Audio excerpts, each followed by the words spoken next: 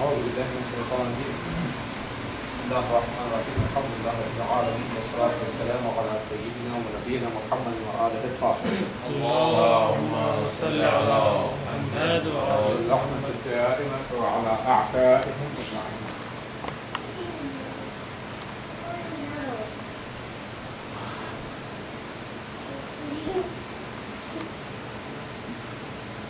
We're talking about Qasam Ribai. That means discussion about Bismillah in the eyes of the riwayat and narrations. And discussion was reaching at this point that beginning of everything must be with Bismillah ar-Rahman ar-Rahim. There is the hadith of Amir al-Mu'minin alayhi salam.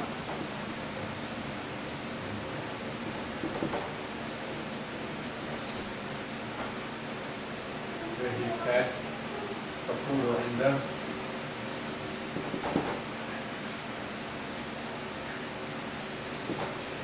Iftitahi kulli amrin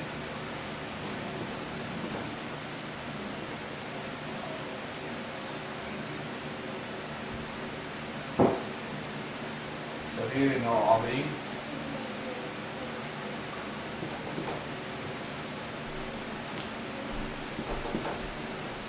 بسم الله الرحمن الرحيم.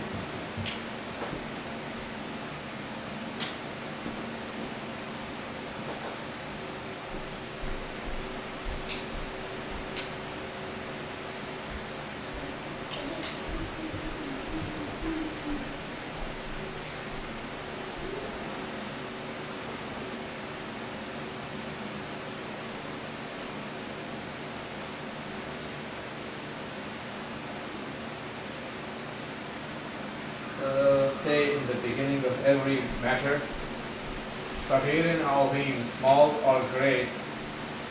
Say in the beginning of every matter, Bismillah ar-Rahman ar-Rahim, whether the thing is small or great. Nur al-Saqalain, Tafseer, Nur al-Saqalain.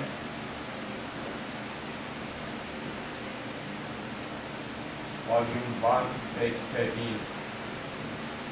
Okay, let's go to the next one. Where Imam Sadiq alayhi salam had said,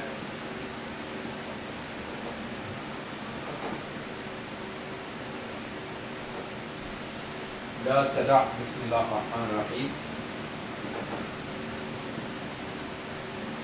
Do not leave Bismillah ar-Rahman ar-Rahim.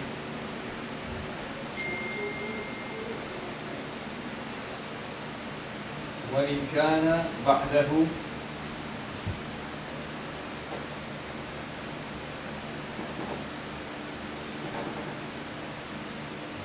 even though after it is a sha'r. That means even if you are reciting a sha'r, do not leave Bismillah ar-Rahman ar-Rahim. This one is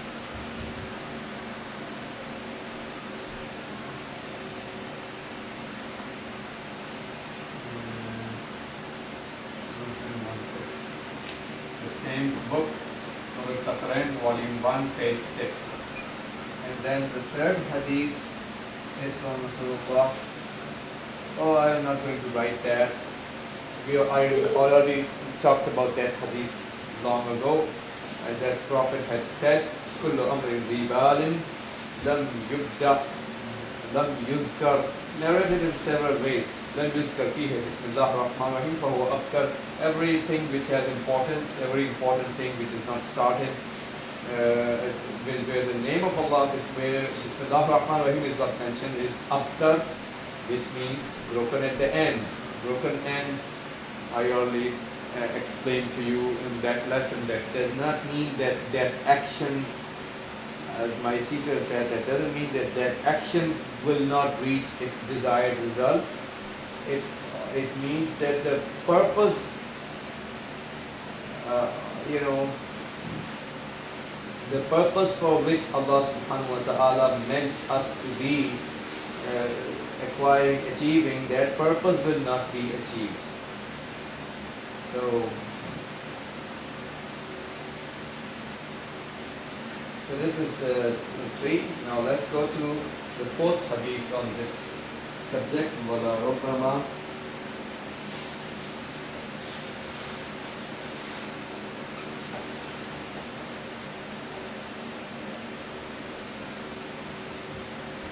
ترك بعض شيعتنا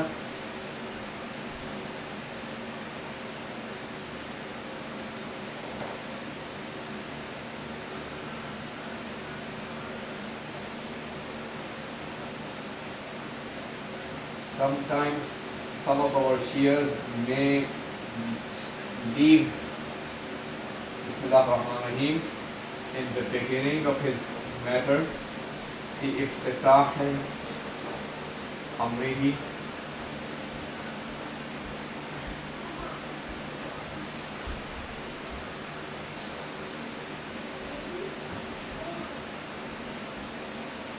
Bismillah ar-Rahman ar-Rahim.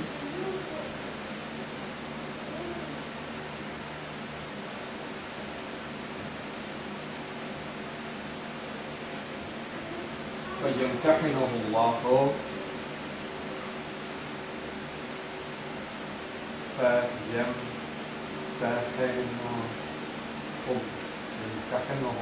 Allah will then test him. يمتحنه الله عز وجل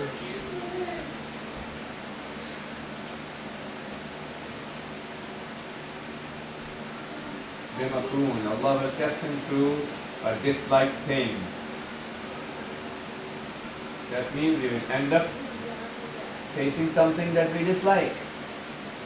لِيُنَبِّهَهُ عَلَى, so Allah can warn him over لِيُنَبِّهَهُ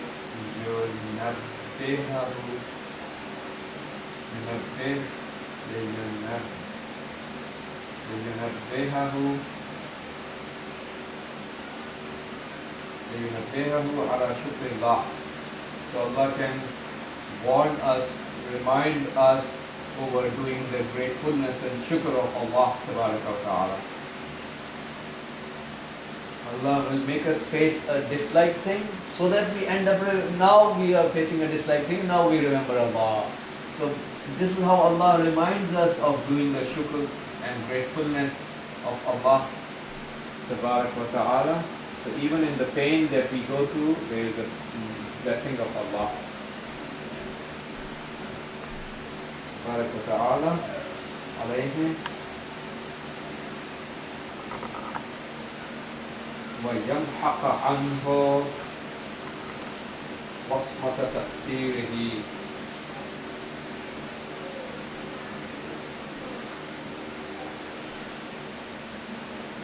يَمْحَقَ عَنْهُ وَصْمَةَ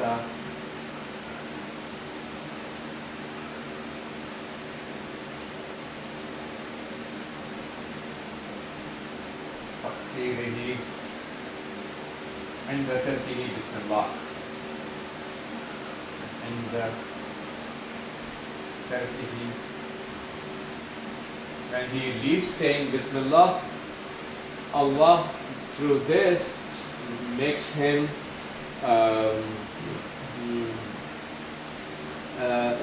erases, Allah subjects him to face a makruh thing, a disliked thing. This is how Allah reminds him to do the shukr of Allah and erases from him the naqs and the shortcoming of the taqseer. Taqseer means an intentional mistake, a mistake. So this is how Allah erases the shortfall in his mistake by making him face the makruh thing, disliked thing. This is how we get reminded to do the shukr of Allah, and we face our naqs, our shortcoming of the mistake is erased because of that. So this is about the beginning of the thing. Also, okay, you can erase. This is the على شكر الله تبارك وتعالى عليكم. Is there something missing there? شكر الله تعالى عليه. I don't think there's anything missing here. No. لِيُنَبِّهُهُ, so Allah can remind him. Allah can remind him or warn him over the gratefulness of Allah. So whatever thing that he was doing, he should have gratefulness of Allah about that. Gratefulness of Allah requires us that we do not forget Allah, right? So he forgot. He did not say Bismillah ar-Rahman ar-Rahim.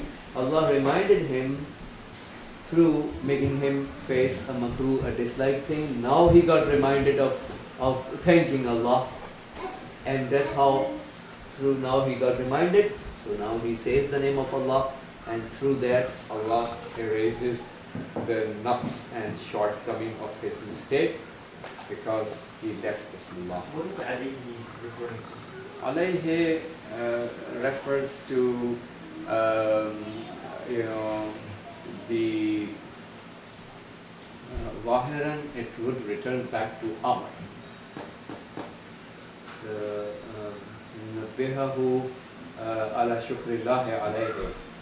So the Amr, the matter, the thing of the life that he was in that matter, when he's starting that thing, he should have remembered Allah before starting into that thing. There were those affairs of life, but he did not remember Allah. Now Allah reminded him over the shukr of Allah over that thing. يَمْحَقْ عَنْهُ وَصْمَةَ تَقْصِيرِهِ.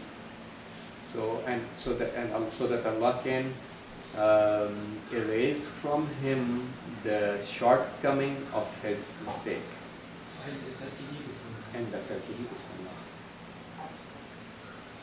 Should I erase it? Sure.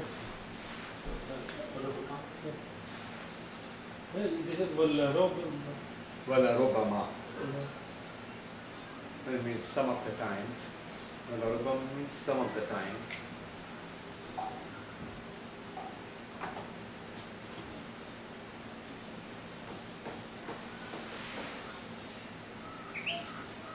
Thank you.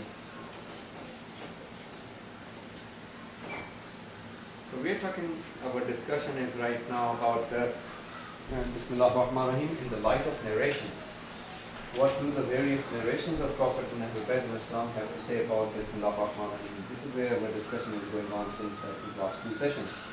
So I talked about the importance of starting everything with Bismillah ar-Rahman ar-Rahim, and now the sixth point in this sequence. So point number 6 in the sequence is about barakat, blessings.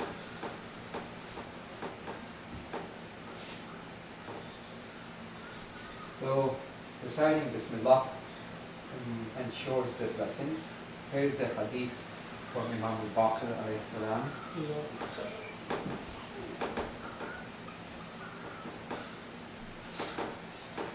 He said, وَيَنْبَغِي الْإِتْيَانُ بِهَا. It's a long hadith, because I'm mentioning an excerpt. ينبغي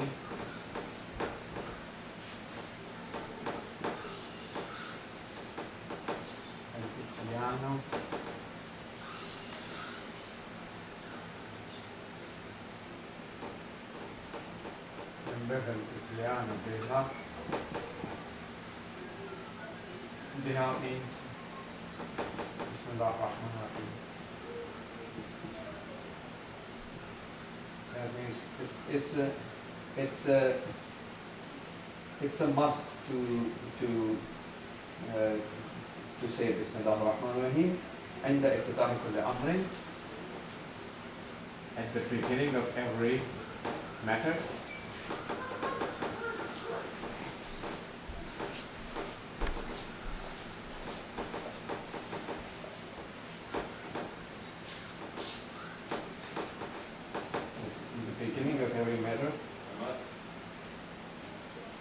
And then he says, whether it's a great thing that you are doing, Azim, or Sahir, or a small thing,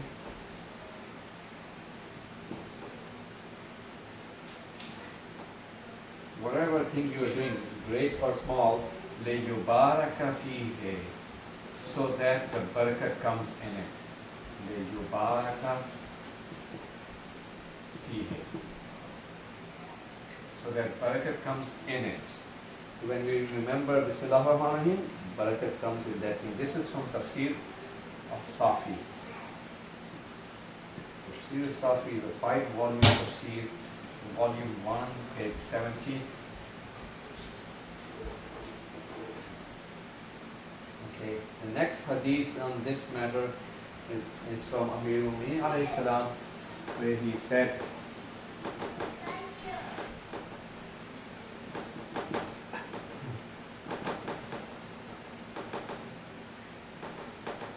that إن العبد إذا أراد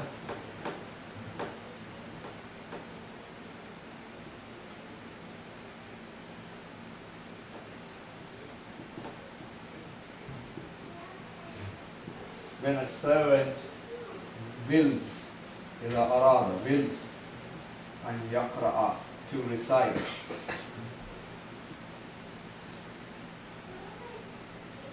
يقرأ أو يعمل عملا to recite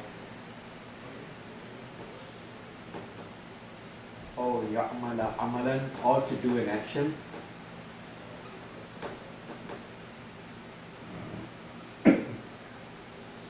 فيقول,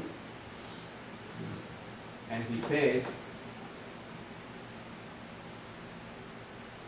Bismillah ar-Rahman ar-Rahim,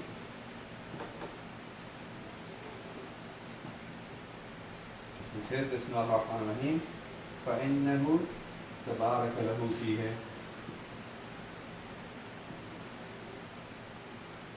in that the barakat happens for him.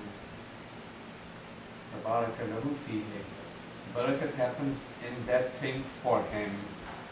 So these two hadiths are enough to understand the concept that the barakat comes by when we mention Bismillah ar-Rahman ar-Rahim.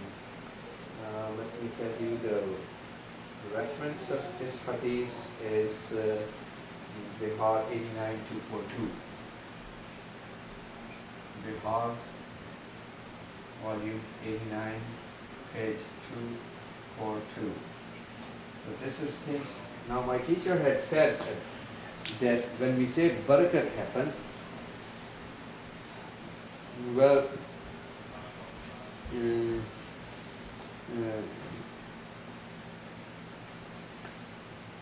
what happens is that the thing gets more blessings than expected. When you are doing something, you have an expectation to reach certain, bear some fruits, to get some results. You had an expectation. Things will happen more than your expectation. This is what will happen in the meaning of barakat.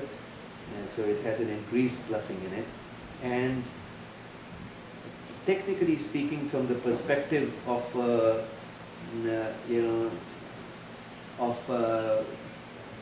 our the concept of barakat and the concept of the beliefs about the names of Allah, what technically happens is that it's the zuhur of Allah. Allah subhanahu wa ta'ala appears. Zuhur of Allah, tajalli of Allah, madhariyat.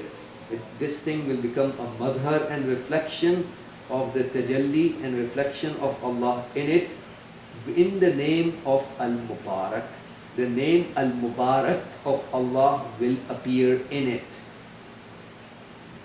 So this is how it happens. So this thing will have a reflection of the name Al-Mubarak of Allah. And that's how the barakat and increase in the blessing will happen. And because Mubarak is sifatul fi'l, Al-Mubarak is one of the attributes of actions. If you remember, we learned Allah's attributes are divided into sifatul zat and sifatul af'al. Awsaful zat, attributes related to His essence, and awsaful af'al, those attributes which are related to His actions. Attributes of His essence are nothing but His essence. So the same Allah who is Al-Alim, all knowledgeable, is the same one who is Allah. So Al-Alim is Allah and Allah is Al-Alim. Not like us that when we were born, we were blank slate ignorance. Later on we learned some little bit of knowledge. So knowledge is added into our existence. It's not part of our essence. Our essence was there with no knowledge. A time passed by when we were there without any knowledge. This proves that knowledge is not our essence. It's added attribute that we later on acquire. For Allah, it's not the case. Allah's essence is His knowledge, and His knowledge is His essence. It's one and the same thing. It never happened that there was a time where the word time is not appropriate to be used for Allah, because Allah is the creator of time. He is before the time was created. He was still there, right? But I'm just trying to explain to you that it's not possible for Allah's existence, that His existence was there, but the knowledge was not there. Knowledge and existence is one and the same thing. So Al-Alim, all knowledgeable, is Allah, and Allah is Alim. So this is about Sifat al-Zat, as attributes of His essence. Attributes of His af'al, His actions, are different. We call Allah to be the doer of an attribute of action when He performs the action. So we call Allah to be Al-Mubarak, the source of the blessings. When Allah provides the blessings, this is an action. Providing the blessing is an action. We call Allah to be Al-Khaliq, the creator. When Allah started to create. When Allah did not create anybody, we are not going to call Allah at that time, when He did not create anyone. Since He started creating, from then onwards we call Him Al-Khaliq, the creator. This is an attribute of action. It is called, Allah is named with those attributes since He performed those actions. This is the difference. This is one of the differences between the Sifat al-Zat, attributes of essence, and Sifat al-Af'al, the attributes of actions. Al-Mubarak is not an attribute of essence of Allah. It's an attribute of action of Allah. Since He provides barakat, from that point onwards we call Him Al-Mubarak. He's the source of barakat and blessing. So He has Dhuhur and Tajalli, appearing. This name appears, and that action that we are doing, because when we remember Allah and we say Bismillah ar-Rahman ar-Rahim, because of that Allah's name Al-Mubarak appears in that thing, and there's a tajalli and reflection of that name Al-Mubarak, and this is how it has increased blessings in that thing. This is the explanation of that. Now,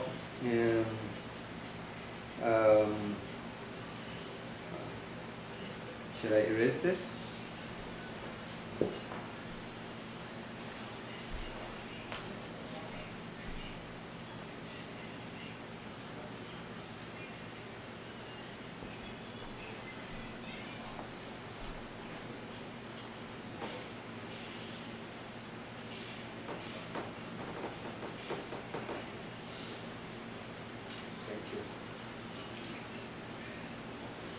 The seventh point, and we are discussing in the light of narrations, point number 7 is about the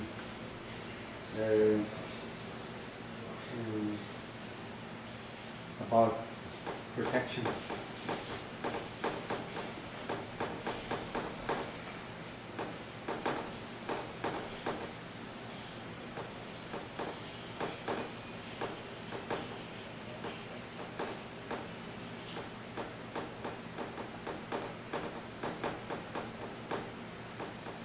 Zabaniya. Protection from Az-Zabaniya. Zabaniya are those angels of Allah who are assigned over the hellfire. So, Bismillah ar-Rahman ar-Rahim, the next thing we benefit from the hadith of Ahlul Bayt alayhi salam is that Bismillah ar-Rahman ar-Rahim provides protection from Az-Zabaniya. Zabaniya are those angels assigned over the hellfire. these angels were called Az-Zabaniya, assigned over the hellfire, are 19 in total. And we learned this 19 from the verse of Holy Quran where Allah has said, Alayha.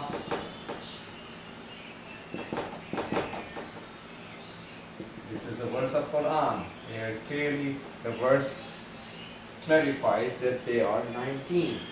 So Zabaniya are 19 angels. This verse is, let me tell you the reference, Surah Al-Muddathir, verse 30.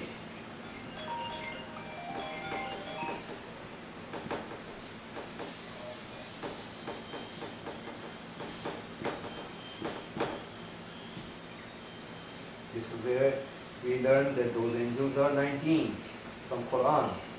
And some of the non-reliable narrations, one of the type of narrations is Al-Mursala. Al-Mursala is a type of narration that we do not rely on the science of narrations. But our scholars do not take out all those non-reliable or weak narrations, which are of so many different types. There are approximately, I think, 73, 74 types of narration we have in total. Huge knowledge about different categories of narrations. Al-Mursala is a narration where some of the narrators are unknown in the chain of narrators. That kind of narration obviously cannot be relied upon. But scholars do not take out those narrations from the books. We still learn certain things from those narrations. Even the weak narrations, even the fabricated narrations made by Banu Umayyah factory are not taken out from the books because we learn so many things. We learn how the enemies were thinking, on what lines they were thinking to damage and destroy Islam of Ahlul Bayt. So even those fabricated ones are not taken out because we learned so many things from about the plots of the enemies from that. So Mursala is obviously much better than a Da'ifa and weak narration in terms of the weight of the narration, but at the end of the day, it's not authentic. So those are not taken out from the books. There are still some benefits. Some benefits are still there. So based on one Mursala narration, we learn that that Rasulullah sallallahu alaihi wasallam, according to that Mursala narration, obviously which is not reliable, but based on that, Prophet has said that whomsoever wants, that Allah saves him from 19 Zabaniya. Those angels assigned on the hellfire are called Az-Zabaniya, who are 19, that we learn from Quran. Whomsoever wants to be protected from the 19 Zabaniya must recite Bismillah ar-Rahman ar-Rahim.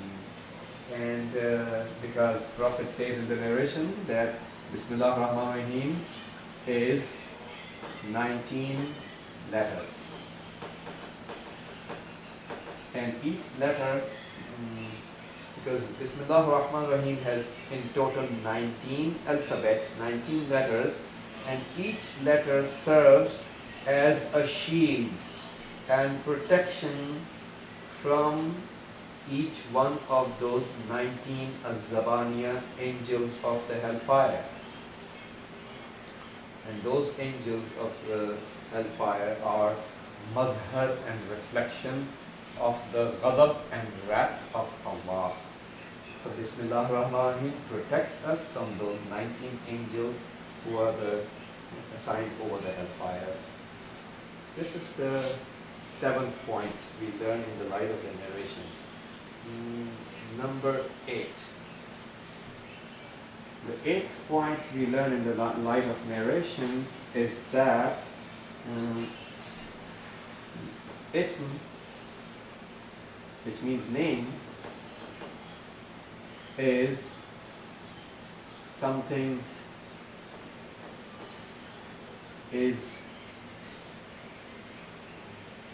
other than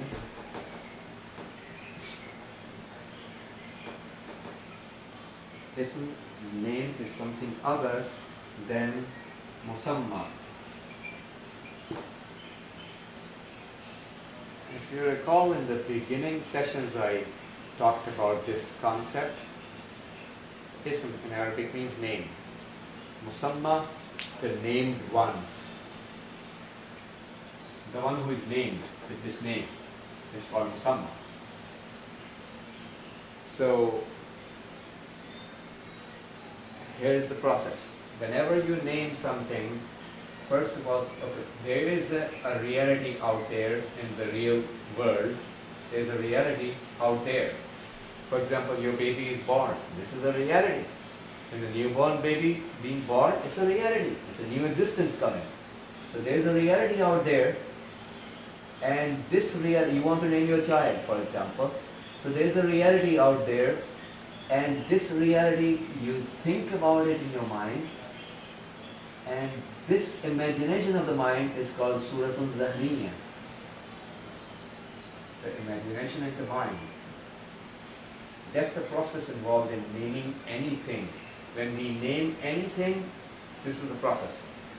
There has to be a reality first, and that reality, so you think about that thing in your mind, you imagine it, and then you assign a name to that imagination of your mind, which is based on the reality. Imagination is based on a reality in the outer world.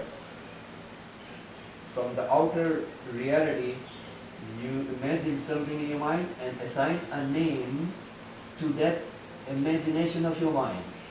So the point that we learned in the 8th point is Ism, the name of Allah, is totally different from the imaginations of your mind about Allah and the reality out there, which is Allah Himself. Do not think that the names of Allah are actually exactly the imagination of your mind. And do not think any name of Allah is actually the name that are assigned to Allah, are actually the reality of Allah. The reality of Allah is one only. Right? Suratul Dhaniya are several. Even this much is enough to understand the concept. You have several Suratul Zahniya, several imaginations of the mind. For every name you need to have an imagination of your mind, and then you assign a name to that imagination. So there are several imaginations coming in your mind. So reality is one, which is Allah. Imagination of the mind are several, related to each name. And obviously the names are several. Allah has 99 most famous names, right? 99 famous ones. So each of those several names at a time of naming require and Suratul Zahniya, imagination in the mind. For each name there is an imagination. So if there are 99 names, there are 99 imaginations in the mind at the time of naming. But the reality is only one. So imaginations can be several, names can be and are several. That's first point to remember. Name and the named one. Named one is Allah. Allah is being named in this process. You are assigning a name to Allah, right? Named one is called Musamma in Arabic. The named one. The named one is Allah. Musamma is only one. Names are several and imaginations are several. So this has to be very, very clear. The name is other than Musamma. Name is other than the named one. And name is other than so Allah is something else and the name is not Allah. And imagination of the mind is something else, and Allah is something else. Yes, we derive the imagination from that reality, correct, but that's our imagination. Imagination of the mind is the creature of the mind.